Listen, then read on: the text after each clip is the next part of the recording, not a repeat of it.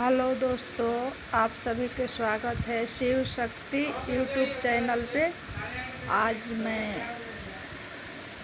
पूर्णिमा व्रत के कुछ विधि बताने जा रही हूँ, जिससे यह व्रत से आपका पति पुत्र सुरक्षा रहेगा। जिसमें आप किसी का पति पुत्र बराबर बीमार रहते हैं, ठीक नहीं होते हैं, या कहीं कट जाता है, चोट लग जाता है, या आमदनी में वो पैसा बचता नहीं है, इसके लिए पूर्णिमा व्रत किया जाता है। या अपने भी सुखी नहीं रहते हैं, या मन चिड़चिड़ापन रहता है, ज़्यादा वो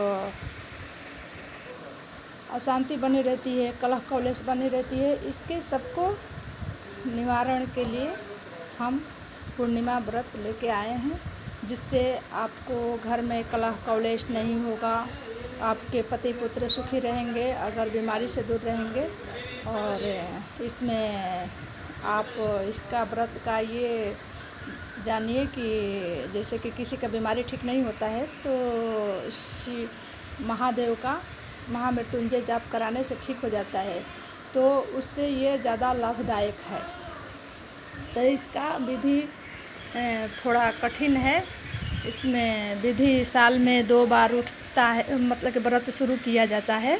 इसमें थोड़ी नियम कड़ी है, और इसके लिए स्त्री अपने पुत्र पति के लिए स्त्री ही करती हैं ये व्रत, और जो कुंवारी कन्या करती हैं उसके सुखी संसार मिलता है।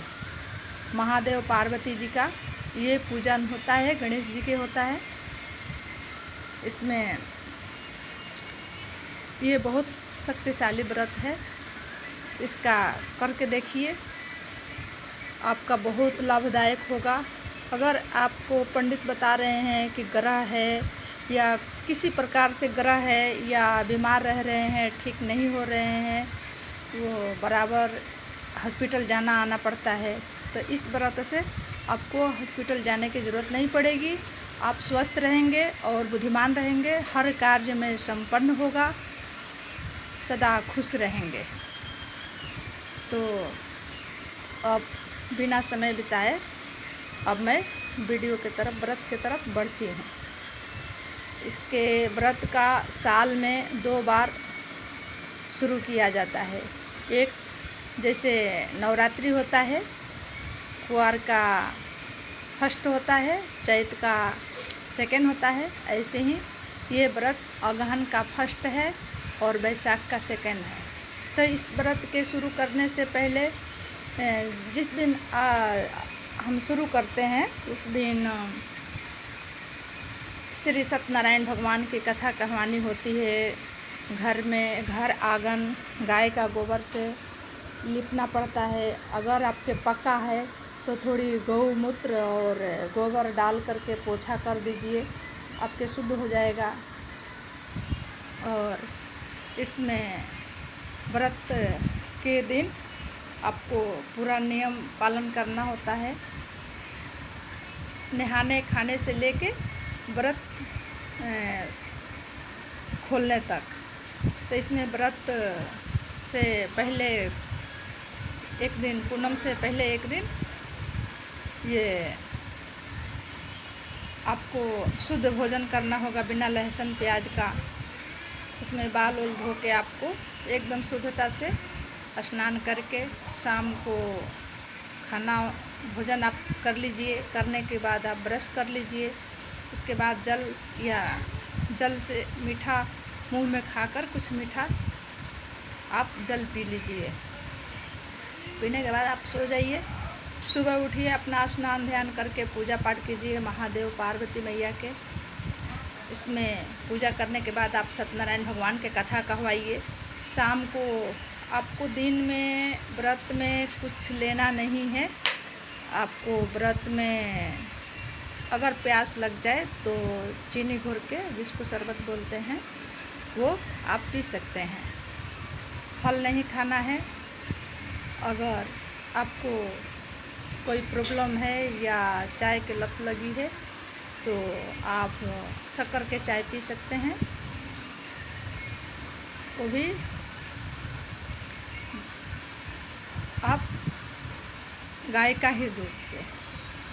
पर चाय तो आप नहीं पिए तो ही अच्छा है, केवल जल पी सकते हैं शक्कर घोर के या मिश्री खा करके, कुछ मिश्री 2-4 दाने खा करके आप पानी पी सकते हैं, इसमें कोई दोष नहीं है। और इसमें चंद्रमा के पूजन होगा शाम को, महादेव पार्वती मैया के पूजा होगा, गणेश जी के पूजन होगा। इसमें शाम को चंद्रमा को अर्घ देंगे, उसमें नारियल रहेगा, पान, कसैली और नारियल में मूली रहेगा, मूली से लपेटा हुआ रहेगा, चंदन रहेगा, सफ़ेद फूल रहेगा। अगर सफ़ेद फूल नहीं है तो आप पीला भी ले सकते हैं, पर लाल फूल नहीं चलेगा। आप रोड़ी, चंदन, अक्षत ये लीजिए, पचमेवा लीजिए, केला, सेव, अनार, आपकी श्रद्धा के अनुसार आप भले एक एक फल लीजिए। इसके पित्तर के बर्तन में लीजिएगा, स्टील में नहीं। पीतल का ही बर्तन है तो लीजिए, या नहीं तो आप किसी बांस के बर्तन ले लीजिए। प्लास्टिक तो बिल्कुल नहीं चलेगा, प्लास्टिक ये फाइबर ये नया डिजाइन के जो चला है वो नहीं चाहिए। तो भले आप इसमें अगर कोई चीज़ के पत्ता मिल जाए तो पत्ते के आप बरगद के जो बरगद है उसके पत्ते के आप थाली जैसे बना लीजिए, उसमें चलेगा। नहीं तो आप पीतल के खरीद लीजिए, इसमें ज़्यादा कोई खर्चा नहीं होगा। और इसको गाय का दूध से या गंगाजल से अर्घ दें चंद्रमा भगवान को। पंडित द्वारा दिलवाइए या अपने बच्चे से दिलवाइए या अपना आदमी से दिलवाइए, स्नान करने की ही बात। और इसमें शुद्ध वस्त्र होना चाहिए। सुबह स्नान करके पूजा कीजिए, शाम को अर्घ देते समय 2 बार स्नान कीजिए। और उस दिन सिंदूर नहीं लगाया जाता है। किसी स्त्री का उस दिन सिंदूर लगाने से बाकी श्रृंगार कर सकती है, सिंदूर अपना मांग ना भरे। अगर मांग भरना है तो पार्वती मैया के आप सिंदूर चढ़ाइए, और उसी उंगली में जो लगा है आप सिंदूर, आप वही सिंदूर लगा सकते हैं। पर अलग से जो सिंदूर रोज़ करती हैं वो सिंदूर ना करें, क्यों कि ये पति का उस दिन सिंदूर 1 महीने के या वो कम हो जाता है। इसलिए किसी स्त्री का ये पूनम के दिन सिंदूर नहीं लगाना है। और ये पूजन के बाद ये अर्घ का पूजन संपन्न हो गया। उसके बाद आप दिन में ही आप गाय का दूध से आप खीर पकाइए, कच्चा चावल का। उसमें खीर पकाने के बाद आप ठंडी उसको कर लीजिए, बिल्कुल ठंडा हो। उसके गऊ के दीजिए। उसके बाद थोड़ी गऊ के देने के बाद थोड़ी अग्नि में डाल दीजिए और उसको आप भोजन कीजिए। करने के बाद आप एक ही स्थान पर बैठें, जहाँ की साफ़ सफाई करके आसन लगा के ही बैठें। भोजन करके आप उठें और चंद्रमा को प्रणाम कीजिए। उसके बाद आप अपना सोना है सोइए। उसके बाद जो प्रसाद अर्घ देंगे सत्यनारायण भगवान के, तो प्रसाद आप उसी दिन बांट दीजिए आप इसका। और जो चंद्रमा को अर्घ देंगे शाम को, ये व्रत के लिए जो व्रत किए हैं उसका, तो आप उस दिन ये व्रत को न छेड़छाड़ किया करें। जो अर्घ दिया, पूजा पाठ किया, आरती किया, वहीं आप छोड़ दीजिए। आप स्नान करके, सुबह स्नान करके पूजा पाठ करके वो प्रसाद उठाइए। अपने पति के लिए व्रत की हैं, अपने बच्चे के लिए, तो अपने पति पुत्र के दीजिए।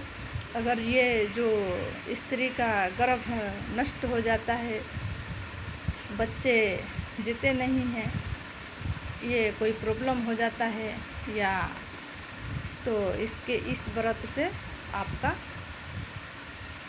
जीवस रहेंगे और बुद्धिमान रहेंगे। और दीर्घायु होंगे इस व्रत से। यही, और इसको जब उद्यापन करेंगे 3 साल, आप इसको 5 साल तक, कम से कम 5 साल तक किया जाता है। नहीं तो इसको ज़्यादा कीजिए, 8 साल कीजिए, 11 साल कीजिए। आप इसको करने के बाद जब उद्यापन आपको करना है तो भी सत्यनारायण भगवान के कथा होता है, और अपने विधि श्रृंगार पूजन के साथ वो पंडित जी बता देंगे आपको। ये पंडित जी लोग के पता रहता है, पर व्रत के ये विधि सबको पता नहीं रहता है। ऐसे ही कोई खास है जो उनको पता होता है ये व्रत के बारे में, जो भक्त हैं उन्हीं को पता होगा ये व्रत के बारे में। और ये व्रत का जो विधि है, तो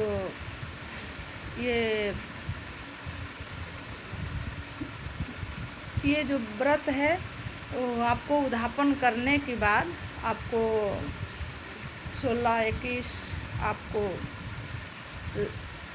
छोटे बच्चे और कन्या को भोजन कराना है, दक्षिणा देना है।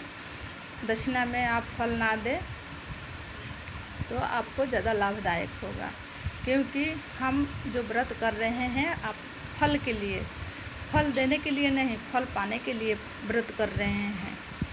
और इस व्रत, और किसी के घर में अगर कलह कलेश रह रहा है, किसी की बच्चे बुद्धिमान नहीं हैं, अगर बराबर ये बच्चे बीमार हैं, तो व्रत केवल माँ के लिए व्रत, एक अष्टमी व्रत लेके आएंगे हम अगला वीडियो में, जो कि अष्टमी व्रत के बारे में बताएंगे। जिसके एक बच्चे हैं बराबर बीमार रहते हैं, गिर जाते हैं, चोट आ जाता है, या थोड़ी शरारत हो जाते हैं, तो इसको अपना बुद्धिमान करने के लिए और दीर्घायु करने के लिए और उनको विद्या में, संस्कारों में संपन्न करने के लिए इसमें ये अष्टम व्रत जो किया जाता है, जो औरत करती हैं, उनके बच्चे हर जगह जीत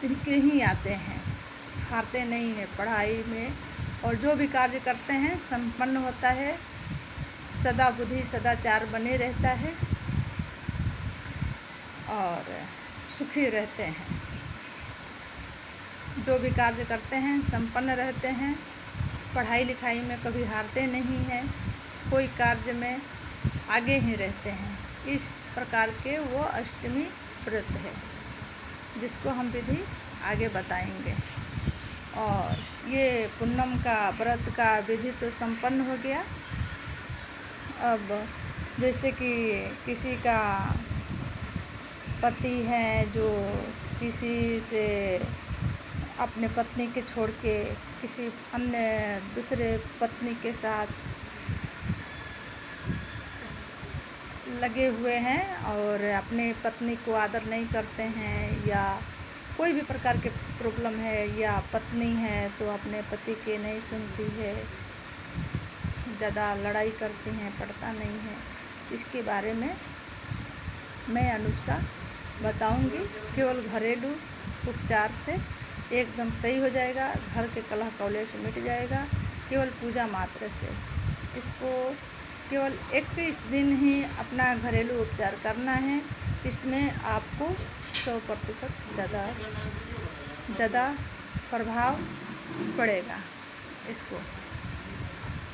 तो मैं वीडियो का विराम देती हूँ, इसको आप लाइक करते रहिए और मेरा वीडियो आगे तक पहुँचाते रहिएगा, और मेरा वीडियो देखते रहिएगा। हर प्रॉब्लम का समाधान आपको लेके आएंगे।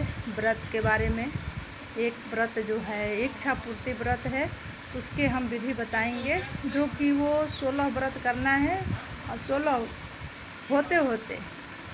व्रत करते करते वो 17वां व्रत में आपका इच्छा पूरा हो जाता है। ये 100% एकदम सत्य है। जो कि विधि हम आगे वीडियो में बताएंगे। जय हिंद, जय भारत, जय माता जी।